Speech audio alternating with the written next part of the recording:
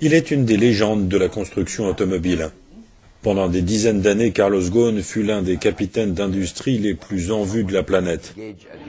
Au Japon, il était une star au même titre qu'un acteur d'Hollywood. Un étranger à la tête de grosses entreprises nationales, son parcours singulier avait même été adapté en manga. Carlos Ghosn était un sensei, un maître à qui l'on devait le rapprochement entre Renault et Nissan, dont il était devenu le président juste au tournant du siècle.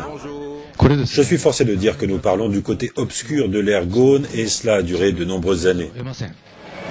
Carlos Ghosn fut l'un des tout premiers à prendre le virage de l'électrique, avec notamment la Nissan Leaf, qui est devenue l'un des modèles les plus vendus dans le monde.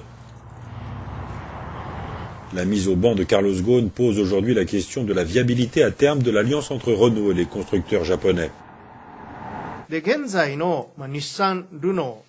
Nous reconnaissons qu'indépendamment de cette arrestation, il est important que l'alliance actuelle entre Nissan, Renault et Mitsubishi reste dans une relation stable. Et quant à l'avenir de l'alliance, nous espérons qu'elle sera discutée de manière constructive jusqu'à ce que toutes les parties soient d'accord. L'alliance industrielle mise au point par Carlos Ghosn est construite sur le principe des poupées russes où les capitaux des constructeurs s'emboîtent. Carlos Ghosn voyait dans les alliances le seul moyen d'aller de l'avant pour l'industrie automobile et en 2017, Renault, Nissan, Mitsubishi devient le plus grand des constructeurs automobiles.